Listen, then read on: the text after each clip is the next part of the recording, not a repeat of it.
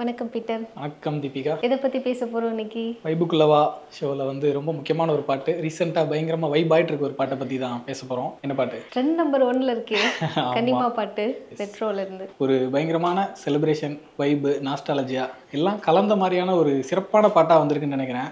பாட்டை ஆரம்பிக்கிற அந்த ஒரு பர்டிகுலர் செகண்டில் டேண்டன் அப்படின்னு வந்துச்சுன்னா முடிகிற வரைக்கும் அந்த டேண்டன் ஓடிக்கிட்டே இருக்குன்ற அளவுக்கு பயங்கரமாக என்ஜாய் பண்ணி கேட்கக்கூடிய ஒரு பாட்டாக இருக்குது.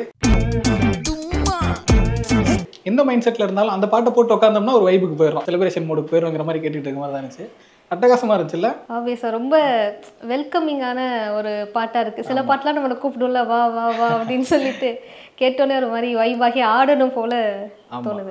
அது மாதிரி ஒரு மாதிரி அந்த பாட்டு கூப்பிட்டுக்கிட்டே இருக்கு. நீங்கள் சொன்ன மாதிரி அந்த சத்தம் அது வந்து இந்திரி கமான் கமான் அப்படின்னு சொல்லிக்கிட்டு இருக்கு. பெரிய சர்ப்ரைஸே சந்தோஷ் நாராயணன் தான். யூஸ்வலாக மியூசிக் டைரக்டர்ஸோ சிங்கர்ஸோ வந்து ஸ்க்ரீனில் வராங்க, டான்ஸ் ஆட போகிறாங்க, அந்த மாதிரி பண்ண போகிறாங்கன்னா ஒரு சின்ன ஹெசிடேஷன் இருக்கும். அவ்வளோ கம்ஃபர்டபுளாக கான்ஃபிடென்ட்டாக இருக்க மாட்டாங்க. ஒன்று இல்லைனா ஓவர் கான்ஃபிடென்ட்டாக ஏதாவது பண்ணுவாங்க, அது அவ்வளோ ஆப்டாக ஒன்று இருக்காதுன்ற மாதிரி இருக்கும். அப்படிலாம் இல்லாமல் மனுஷன் பிரிச்சுட்டாப்புல உள்ளே வந்து யாரா அந்த மனுஷன் இவ்வளவு கான்ஃபிடென்ட்டாக இவ்வளோ வைபாக பண்ணிட்டு இருக்கு. அவ்வளோ என்ஜாய் பண்ணால் மட்டும்தான் அதை பண்ண முடியும். எவ்வளோ என்ஜாய் பண்ணி இந்த பாட்டை நான் போட்டிருக்கேன், அப்போ அவ்வளோ என்ஜாய் பண்ண ஆட மாட்டேனா அப்படிங்கிற மாதிரி தான் இருந்துச்சு. செம்மையாடி இருந்தார்ல, உள்ளே வந்ததுமே மிரட்டிட்டாப்புல. ரொம்ப சூப்பராக ஆடி இருந்தார். ரொம்ப பர்டிகுலராக சொல்லணும்னா அதுவும் கடைசியாக ஒரு பீட் வரும், ரொம்ப பயங்கரமாக இருக்கும்.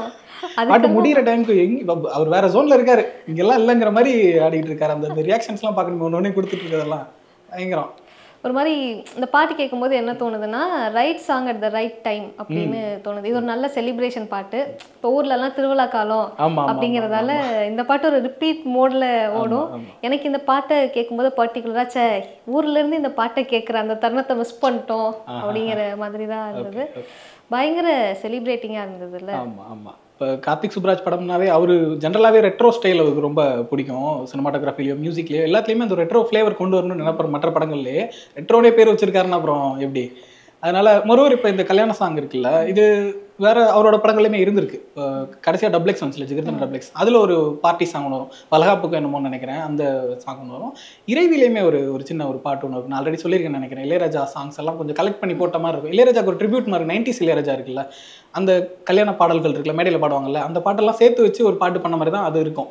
இதுலேயுமே இந்த பாதிக்கு அப்புறம் ஆரம்பிக்கும்ல, ஒரு அந்த டைரிலாம் புரட்டுற இடத்துல ஒரு யாரடி உன் தோழிலே அப்படின்னு ஒரு லைன் வருதுல்ல, அதே மாதிரி இருக்கும். அந்த பாட்டில் இதே மாதிரி ஒரு போர்ஷன் ஒன்று வரும். எனக்கு என்னமோ அவருக்கு வந்து 90s இளையராஜாக்கு ஒரு ட்ரிபியூட் கொடுத்துட்டே இருக்கணும்னு தோணுது போல. பயங்கரமாக என்ஜாய் பண்ணுறாங்கன்னு நினைக்கிறேன். இந்த பாட்டு ஆரம்பிச்சோடனே வந்து ஒரு ஷார்ட் ஒன்று வரும். ஏதோ ஒரு அந்த ஆர்கெஸ்ட்ரா பேர் எழுதியிருக்கும், லைக் ஜீவராஜா ஸ்ருதிங்கிற மாதிரி எதுவும் எழுதியிருக்கும். நிறைய பேர் இருப்பாங்களா அந்த டைமில், இளையராஜாவோட ஃபேன்ஸாக இருந்துக்கிட்டு. நிறைய ஆர்கெஸ்ட்ரா குரூப்ஸ் இருக்கும். இந்த மாதிரி லைட் மியூசிக் குரூப்னு சொல்லுவாங்க. நம்ம மேடைகளில் பாடுறது, கல்யாணங்களில் பாடுறது, ஃபங்க்ஷன்ஸில் பாடுறது, திருவிழாக்களில் பாடுறதுன்னு சொல்லிட்டு நிறைய குரூப்ஸ் இருப்பாங்க. அதோட ஒரு ரெஃப்ளெக்ஷன் மாதிரி இந்த பாட்டை பிளேஸ் பண்ணி இந்த மாதிரி கூட இருந்துச்சு. நீங்கள் சொன்ன மாதிரி அந்த இடையில ஒரு போர்ஷன் வரும், யாரடி உன் தோழிலே. அது இந்த பாட்டுல இப்படி ஒரு போர்ஷன் வரும்னு எக்ஸ்பெக்டே பண்ணல. ஒரு சின்ன கோரஸ் தான் அது, ஆனா கேட்கும்போது வந்து அவ்வளோ அழகா இருக்கு கேட்கவே. இப்போ அந்த போர்ஷன் வருதுல்ல, நான் இறைவில சொன்னல, சொல்ல துடிக்குது மனசுன்னு ஒரு பாட்டு வரும், விஜய் சேதுபதி கல்யாணத்துக்கு வர பாட்டு. அது முழு பாட்டுமே அந்த போர்ஷன் மாதிரியே இருக்கும். அவ்வளோ சூப்பராக இருக்கும். ஏன்னா 90s வந்து இளையராஜா பாடல்கள், படங்கள், அந்த வார்த்தைகளை மட்டுமே யூஸ் பண்ணி இந்த பாட்டு எழுதியிருப்பாங்க. ஒரு வார்த்தையுமே ஒரு பாட்டோட வார்த்தையாக இருக்கும், முதல் வரியாக இருக்கும். அந்த மாதிரி பண்ணியிருப்பாங்க, சூப்பராக இருக்கும். இந்த வைப்புன்னு சொல்லிட்டு இருக்கோம். அந்த பாட்டு ஆரம்பிக்கிறவே ஆசைப்பட வச்சால விழ வச்சானே அப்படிங்கும் போதே அதுவே ஒரு பயங்கர ஒரு கொண்டாட்டமான, எப்படி சொல்கிறது, ஒரு பாட்டோட நடுவில் தான் அந்த கொண்டாட்டத்துக்கான ஹை வந்து நமக்கு வரும். ஆரம்பிக்கிறப்பவே வர்ற மாதிரியான ஒரு டியூனாக இருந்துச்சு இல்லை, அதுவே பயங்கரமாக இருந்துச்சு. அப்புறம் டான்ஸுமே வந்து ரொம்ப பயங்கரமாக இருந்தது. எனக்கு பூஜா ஹெக்டேவோட அந்த டான்ஸ் இருக்குல்ல, ரஞ்சித் பூஜா ஹெக்டேன்னு சொல்லும்போதே ஆஹான் தான் இருக்குது. இல்லை, நான் அவங்கள அவ்வளோ ஒன்றும் ரசித்த மாதிரிலாம் ஞாபகம் இல்லை. பீஸ்ட்லாம் நடிச்சிருந்தாங்க, தெலுங்குல நிறைய பண்ணியிருக்காங்கன்னா ஓகே, ஏதோ ஒரு ஹீரோயின் அப்படிங்கிற மாதிரி தான் பார்த்துருக்கேன். இதில் அசத்திட்டாங்க. ஒரு சிம்பிளிசிட்டிக்குன்னு ஒரு பியூட்டி இருக்கும்ல, அந்த மாதிரி இருந்துச்சு. ரொம்ப ஆஹாஹோ காஸ்டியூம்லாம் இல்லை, ரொம்ப ஆஹாஹோ டான்ஸ் கூட இல்லை, சிம்பிளான ஸ்டெப் தான். அந்த கையை சுத்துறதுக்குலாம் வந்து கூடவே சுத்திட்டு இருந்த மாதிரி இருந்துச்சு. அவ்வளவு சூப்பரா இருந்துச்சு சின்ன சின்ன மூமெண்ட்ஸ் எல்லாமே. அது பார்க்கும்போது எப்படி இருந்ததுன்னா, இந்த ரஞ்சித் வந்த அப்புறமான படங்கள்ல வந்து ஹீரோயின் பயங்கரமா ஆடுவாங்க, நல்லா இறங்கி ஆடுவாங்க. ஒரு மணிரத்னம், ஜிவிஎம் பட ஹீரோயின் வந்து அப்படியே ரொம்ப அமைதியா இருப்பாங்க. ரெண்டுக்கும் இடைப்பட்ட ஒண்ணா இருக்குல்ல. எனக்கு ரொம்ப ஆடவும் பிடிக்கும், ஆனா நான் என்ன பண்றது, ஆட மாட்டேன், அமைதியா இருப்பேன் அப்படின்னு. அந்த ஒரு டோன் வந்து அவங்களோட டான்ஸ்ல இருந்தது. கவனிச்சிங்களா? ரொம்ப அவங்களுக்கு க்ளோஸ் ஷாட்ஸ்லாம் கூட பெருசா இல்ல. க்ரௌட்ல தான் ஆடிட்டு இருக்காங்க. பட் கண் அங்க போகுதுன்ற அளவுக்கு ஏதோ ஒரு சின்ன அட்ராக்ஷன் அவங்களுக்குள்ள இருக்குது. சரி கையை தான் சுத்திட்டு இருக்காங்க. பார்த்தா காலை இந்த ஸ்டெப் ஒன்று போட்டுக்கிட்டு இருக்காங்க அதுக்குள்ள. அதோட சேர்த்து திரும்ப திரும்ப வரும்போது எல்லாமே கொஞ்சம் பேக்ல போய் பார்த்துட்டு வந்துட்டு இருந்த மாதிரி இருந்துச்சு. பயங்கரமான ஒரு டான்ஸ். பூஜா ஹெக்டே ஓகே சூப்பரா பண்ணியிருக்காங்க. யோசிச்சு பார்த்தா பேக்ரவுண்ட் டான்சர்ஸ் முதற்கொண்டு அவ்வளோ என்ஜாய் பண்ணிட்டு இருக்காங்க. அந்த ஃபர்ஸ்ட் ஷாட் சந்தோஷ் நாயர் ஆடுறல இப்படி வந்து போறாருல கூட ஆடுற அந்த லேடிஸ்லாம் பாருங்களேன் பயங்கரமா என்ஜாய் பண்றாங்க.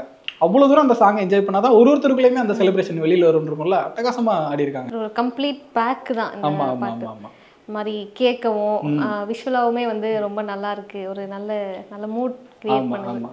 ஆரம்பிக்கிறப்ப ஒரு பயங்கர வைப்ல ஆரம்பிச்சு அதுக்கப்புறம் நடுவில் ஒரு சின்ன மெலோடிக்குள்ள போயிட்டு திரும்ப வைபுக்குள்ள போயிட்டு முடியும் போது வந்து அந்த ஒட்டுமொத்த தென் மாவட்டம் அப்படிங்கிற வர இடத்துக்கு அப்புறம் இந்த ரக்கிட மியூசிக் இறக்கி விட்டாப்ல கவனிச்சிங்களா? பயங்கரமா இருந்துச்சுல அது.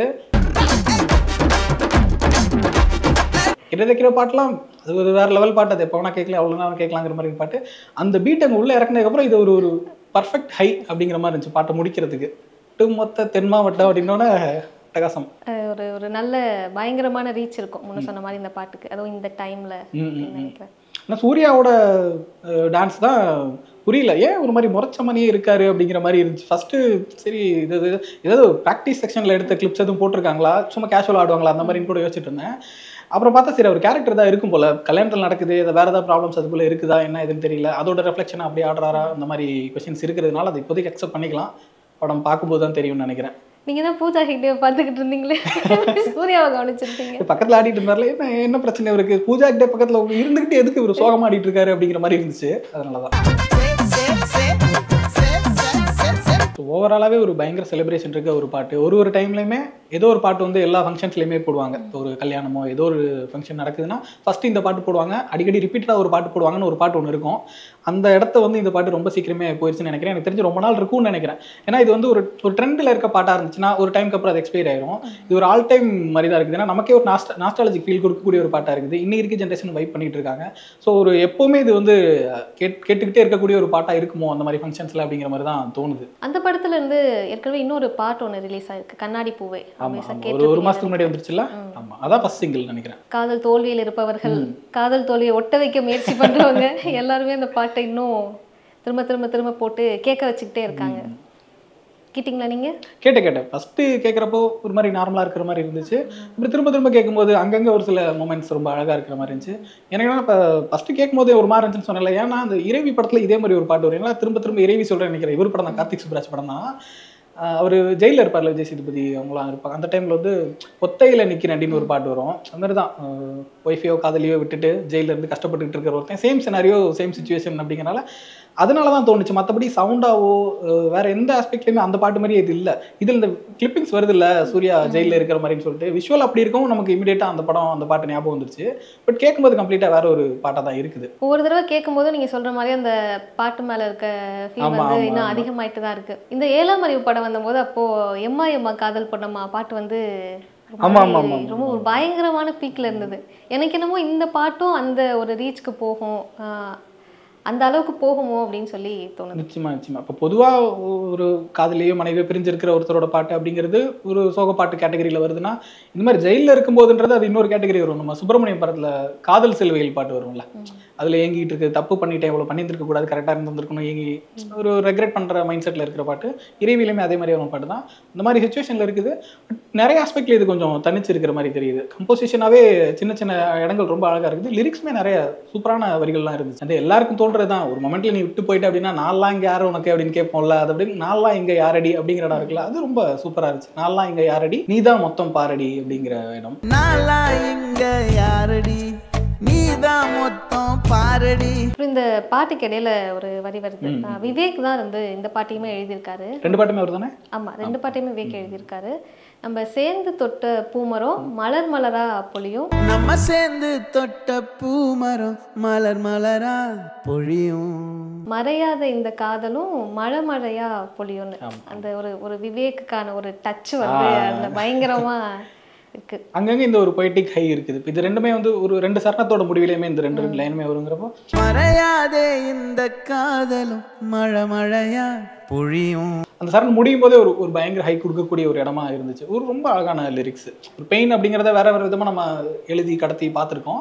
இது கொஞ்சம் டிஃப்ரெண்டாகவும் இருந்துச்சு, அழகாகவும் இருந்துச்சு. அப்புறம் சந்தோஷ் நாராயணனோட வாய்ஸ் தான் பயங்கர டிரான்ஸ்ஃபர்மேஷன். இந்த பாட்டு கேட்டுட்டு டக்குன்னு கனிமா பாட்டு கேட்கும்போது ஒரு மாதிரி இருக்குச்சே, லெஜெண்ட் தான் யானி அப்படின்னு சொல்லி. ஆமாம், 2 பாட்டுமே அவரே சூப்பராக பாடிட்டாரு. நீ சொன்ன மாதிரி ஒரு செலிப்ரேஷன் வைப் அப்படிங்கிறப்போ அப்படியே வேற ஒன்றா இருக்குது அவரோட வாய்ஸு.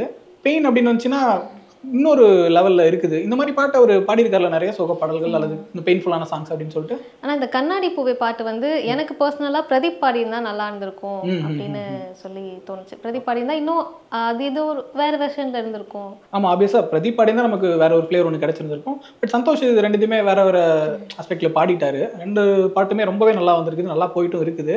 படமும் பெருசாக எதிர்பார்த்துட்டு இருக்கோம். இன்னும் வேற சாங்ஸ் எதுவும் இருக்குதா, என்ன மாதிரி பாட்டுலாம் இருக்குன்னு தெரியல. வரும்போது அதை கேட்டு முடிஞ்சா அதை பற்றியும் கூட பேசலாம்னு நினைக்கிறேன். ஆப்வியஸாக எப்போவுமே இந்த பாட்டு கிரியேட் பண்ணுற ஒரு ஹைப்பு தானே தியேட்டருக்கு கூட்டிகிட்டு போகும் நம்மளெல்லாம். மாதிரி வெயிட் பண்ணுவோம் என்னென்ன பாடல்கள்லாம் வரப்போகுது அப்படின்னு.